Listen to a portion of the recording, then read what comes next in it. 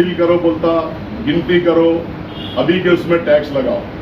तो मैं ये बताना चाहता हूँ कि औरंगाबाद शहर के अंदर 20 से 25% लोगों को टैक्स लगा हुआ नहीं है और 200-300 करोड़ रुपया टैक्स बाकी है, क्योंकि मैं भी पिछले 25 साल से कारपोरेशन में हूँ।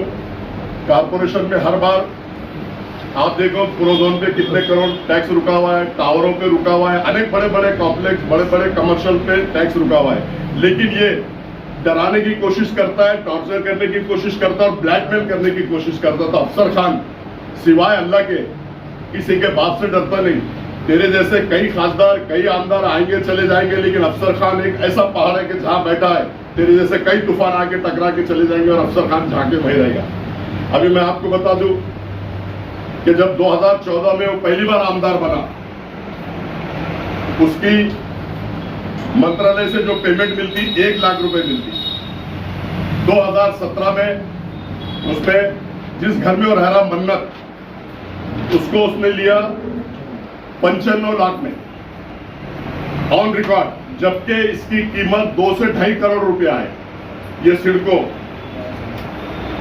N12 D सेक्टर, इसने बताया 95 लाख रुपए और घर जब लिया तो उसको लगाया 2 कोटी रुपए, पूरा इंटीरियर डेकोरेटेड करके सारे उसके फर्नीचर ये वो। अब ये 95 लाख रुपए, उसने खुद 95 लाख रुपए बता रहा, और जबकि इसकी कीमत 2 से 2.5 करोड़ रुपए वहां के एरिया की है। लेकिन उसने अपने रसूख का इस्तेमाल करके सिडको प्रशासन पे प्रेशर डाल के 95 लाख में रजिस्ट्री करके लिया। तो मैं आप लोगों के माध्यम से शहर को, जिले को, मराठवाड़े को और महाराष्ट्र को ये बताना चाहता हूं कि 2017 में जब उसने पहली बार फॉर्म भरा था, उसके पास फॉर्म भरने के लिए पैसे नहीं थे।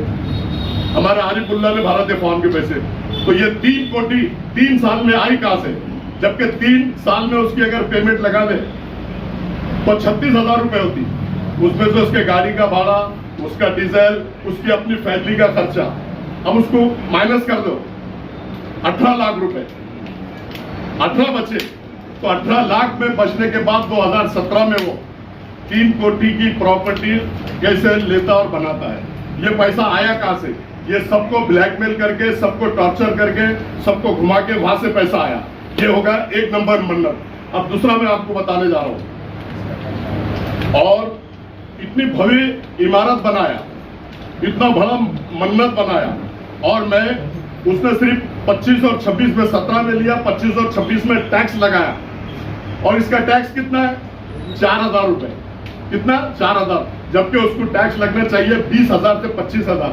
इतना भव्य मन्नत खड़े किया उसने, 4,000 रुपए और 25 और 26 से भर रहा, जबकि 17 में लिया उसने, और लोगों को बोलता है कि टैक्स भरो, सील करो। मतलब खासदार और आमदार रहे, उनको कानून अलग है और सामान्य नागरिक को कानून अलग है। ये मैं आप लोगों को बताना चाहता हूँ। दूसरा,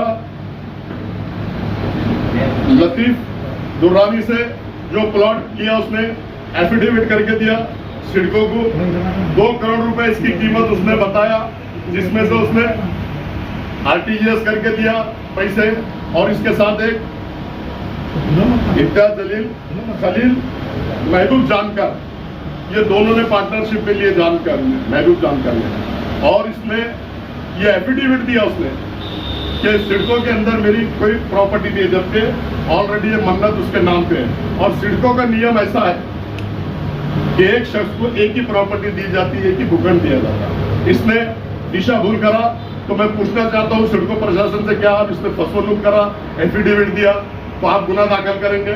और अगर गुना दाखिल नहीं करेंगे तो सिडको ऑफिस में बैठ के मैं जाकर गुना दाखिल उसके ऊपर करने लगाऊंगा। और ये जो जितने गेम खेलता है उसको सारा ओपन करने का, एक्सपोज करने का काम आपके माध्यम से अफसर खान करेगा। और तीसरी आपको चीज बता रहा हूं, मन्नत 2 जो उसने बनाया अभी, ये उसके नाम पे नहीं है, जोहरा महबूब जानवेकर, जोहरा महबूब जानवेकर, जबकि इस प्लॉट की कीमत है 6 से 7 करोड़ रुपए। और वो खुद बोल रहा कि मैंने इतने 3 लिफ्ट लगाया, यहां से मटेरियल लाया, वहां से, ये इनके नाम पे रहने के बाद plot number 9 N12 D sector, ये इसके पूरे डॉक्यूमेंट मैंने निकाला, इनके नाम पे उसने रखा। जब उनके नाम पे रखा और 4 से 5 करोड़ रुपए उस पर खर्च कर रहा, तो ये लोगों की दिशा भूल कर रहा, लोगों को बता रहा, और इतना पैसा उसके पास आया कहां से? ये सब लोगों को ब्लैकमेल करके, लोगों को टॉर्चर करके, लोगों को धोखा देके उसने एक काम किया। और अभी उसका जो ऑफिस है, उनने 25 साल की लीज पे वालदा के नाम पे लिया था। बेचारे मरूम वालदा, उनको अल्लाह जन्नत नसीब करे। और वक्फ बोर्ड का नियम है कि जो इंसान लीज पे लेता है, वो अगर उनकी डेथ हो जाती है तो वो किसी और के नाम पे ट्रांसफर नहीं होता, या लीज बढ़ के नहीं मिलती। लेकिन इसने 25 साल 97 में उन्होंने लिया, और 500 रुपए साल। अब आप बोलो, इतनी बड़ी इमारत, इतनी बड़ी जगह सिटी के अंदर 500 रुपए साल। अभी उसने 25 साल से उसको यूज कर रहा, 28 साल लीज खत्म हो गया, अभी 3 साल हो गए, आज भी वो प्रॉपर्टी पे बैठा हुआ है। और वो बोलता है, तो ये गरीब, यतीम, यसीर, बेसहाराओं की जगह है, उस पर कब्जा करके बैठा। 3 साल लीज को खत्म हो गए, भव्य इमारत बनाया, और गोर गरीब, यतीम, यसीर, बेसहाराओं की जगह पे वो बैठा। और इसका भी उसने 2 भाग में टैक्स लगाया। 1,000 रुपए आज की डेट में भी बाकी है। सारे मैंने रिकॉर्ड निकाला। खुद के घर में अंधेरा और लोगों पे उंगली उठाता। चिराग के नीचे अंधेरा है, पहले वो देख, वो भर, वो क्लियर कर, उसके बाद लोगों पे उंगली उठा। अरे मेरे भाई, मरूम तो इस दुनिया में नहीं है, तू उनके ऊपर ब्लेम कर रहा। टैक्स सब पे रुका हुआ है, हम खा रहे नहीं, डुबा रहे नहीं तेरे जैसा। तूने जैसे 2 टैक्स एक ही प्रॉपर्टी को लगाया। नॉन रेसिडेंशियल भर रहा और कमर्शियल 10,15,000। अब रहा सवाल लीज डेट। ये मेरे पास पूरे लीज डेट के डॉक्यूमेंट है।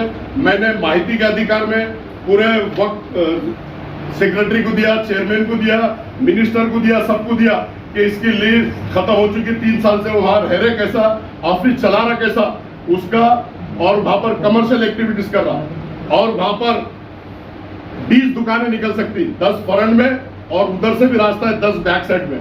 तो जैसे कि ये बोलता है कि गोर गरीबों को मिलना चाहिए, अरे तो पहले सबसे पहले तेरा ऑफिस खाली कर, गोर गरीब लोगों को दे। 20 दुकानें वहां निकाल, 20 दुकानें निकाल के गोर गरीब लोग पेट भरेंगे ना। और रहा दुकान, भव्य इमारत बना, जो हमारे मौजन है मस्जिद के, मौलाना है, उन लोगों को दे। और तू सिर्फ जगह दे, बनाने का काम हम लोग सब मिलकर चंदा करके करेंगे। मौलाना लोग हमारी मस्जिद की खिदमत करते, अजान देते, और मौजन लोग, तो ऐसे लोगों को वो प्रॉपर्टी देना चाहिए। इसमें खुद ब खुद छोड़ना चाहिए। नहीं तो मैं मुख्यमंत्री से, हमारे वक्त के मिनिस्टर से, चेयरमैन से, सेक्रेटरी से, सबसे गुहार लगाऊंगा। मैंने माहिती के अधिकार में दे दिया कि इसका ऑप्शन करो, ऑप्शन करना चाहिए। और गोर गरीब लोगों को ये जगह मिलना चाहिए। जो ये नाक के जैसा फंग तान के उस जगह पे बैठा, इसकी कोई अथॉरिटी नहीं है, ये इलीगल वहां पे बैठा हुआ है। 3 साल हो गए लीज खत्म हो गई। ये मैं आप लोगों के माध्यम से पूरे शहर को, जिले को, मराठवाड़े को और महाराष्ट्र को बताना चाहता हूँ। तो ये खुद इतने घपले करता है, गोर गरीबों की जगह पे बैठता है। आपने देखा होगा जालना रोड की उसने आवाज उठाया था वक्फ बोर्ड की, उसमें कहा था, वो वीडियो भी है मेरे पास, बोले तो वो वीडियो भी मैं आप लोगों को दिखाता कि यहाँ पर धन्ना सेठ बैठ के FIR कराऊंगा। FIR कराने के बाद यहाँ पर सारे जगह वक्त के पोजीशन में लूंगा और गोर गरीब लोगों को यहाँ पे दुकानें मकाने बना के दूंगा। आवाज उठाया, बैगा घर में आई, पैसे लिया, खामोश बैठ गया। कोरोना काल था, 26 को उपोषण पे बैठने वाला था, FIR दर्ज कराने वाला था, झूठा मूठा करोड़ा हुआ बोल के आइकॉन हॉस्पिटल में एडमिट हो गया। इतना नौटंकी है, इतना नौटंकी करता। आप लोग समझो, शहर के लोग समझो, जिले के लोग समझो, मराठवाड़े के लोग समझो, महाराष्ट्र के लोग समझो, पूरे देश के लोग समझो। इसने इस तरह की हरकतें किया। और अब ऑफिस का हो गया, अब उनके मिसेस के नाम पे दौलताबाद में एक जगह ली आधा एकड़ और दूसरी ली 1 एकड़। अब ये दौलताबाद के अंदर 1 कोटी और 1.5 कोटी, आप लोग भी जाके वहां पर मालूम कर सकते हैं, उसका भाव है। अब ये 1.5 एकड़ मिसेस के नाम पे उसने प्रॉपर्टी लिया, जिसका भाव 1 करोड़ 1.5 करोड़ से है। तो इतना पैसा उसके पास आया कहां से? मेरी अदबन गुजारिश है मुख्यमंत्री साहब से, उप मुख्यमंत्री साहब से और सभी मिनिस्टर साहब से कि इसकी इंक्वायरी होनी चाहिए, ईद तक इसमें ऊपर जाना चाहिए। क्योंकि इतनी अवैध मालमत्ता, इतनी भव्य मालमत्ता ये लेता कहां से? इसकी पेमेंट कितनी है? 1 लाख मैंने आपको बताया। खासदार भी बना तो 1.78 है, 1.78 में 5 साल की कितनी होती है निकाल, और इसकी प्रॉपर्टी कितनी है। तो इसने सब अवैध प्रॉपर्टी बनाया। आप लोगों को मैं बता दूं कि गुटखे का धंधा शहर के अंदर चलता, इसने जाके खुद मारवाड़ी के पास रेड मारा, जबकि इसको कोई राइट्स नहीं है, लेकिन अपने ओहदे का गलत इस्तेमाल करके रेड मारा, उसको अटकाया। उसके बाद में अनवर जो गुटखे किंग है उसके साथ पार्टनरशिप किया, उसके बंगले पे भव्य पार्टी हुई। मेरे पास सारे फोटोज है, सारे प्रूफ है, अनवर के साथ पार्टनर बना, गुटखे